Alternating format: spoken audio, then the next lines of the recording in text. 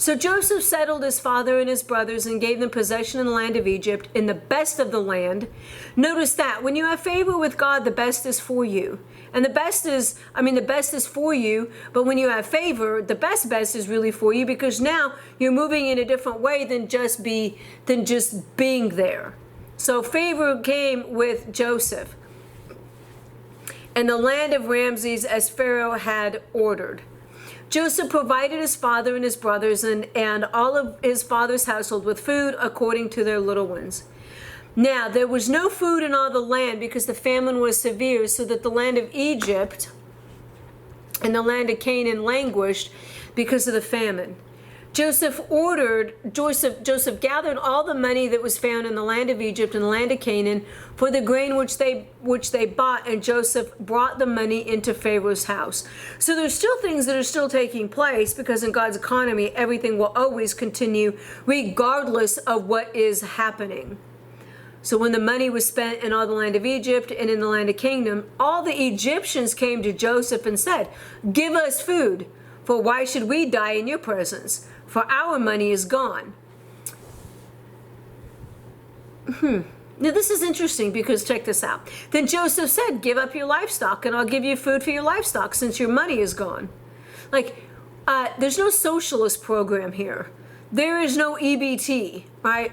There is hey, you spent your money, there's an exchange here. This is what we don't really see today. People spend everything and then come and say, "Well, we want more. We want more of this." Well, no, that's not quite how it works. And it doesn't quite work so well in many places, because eventually you will run out of other people's money. So the people expected this, but hey, bring something to the table. So they brought their livestock to Joseph, and Joseph gave them food in exchange for the horses and the flocks and the herds and the donkeys, and he fed them with food in exchange for all their livestock that year. What a great exchange. Imagine a bowl of grain for your livestock. I'm in. This is where, what is it that you are building in your storehouse? There are things that you need that will be worth more the value the more that we get into some of these seasons that are to come. When that year was ended, they came to him the next year and said to him, "We will not hide from my Lord that our money is all spent and the cattle are my Lord's. There is nothing left for my Lord except our bodies and our hands and our lands. Why should we die before your eyes? We and our land. Buy us and our land and food, and we and our land will be slaves to Pharaoh. So give us seed that we may live and not die, and that the land may not be desolate." Let this be a lesson, okay? You can leave Egypt, but Egypt never leaves you. But look at this. We're here. We are so destitute. Now we're giving you our bodies and our land. We have nothing else to give. So we're giving. This is all we have. See, you have to have a plan to get through every season. We're told this in the book of Acts, to be prepared in and out of season.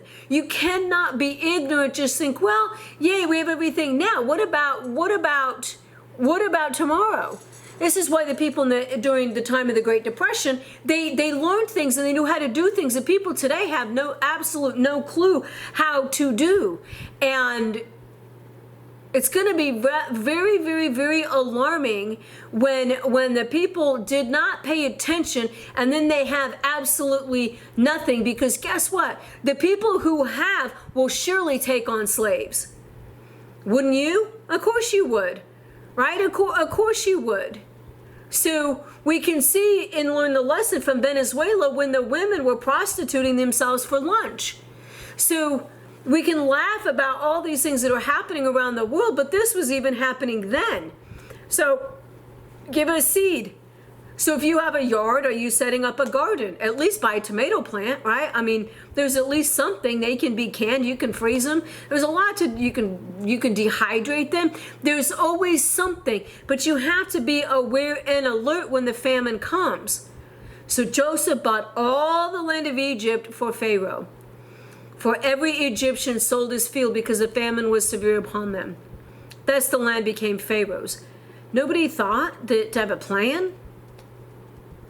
Like, what are you going to do? What is it that you are going to do? People even all over the United States now are being uprooted from their homes because of property taxes and they can't afford the insurance and so on and so forth. But what are you going to do? The land became Pharaoh's. How much of your country's land is sold to foreign governments as it is in the United States? You know, the number one and two landowners in America, Zelensky is one of them, by the way, and the other is Bill Gates. So, really? Land and cattle. We're also told this in the New Testament. So these are going to be things that you would definitely want.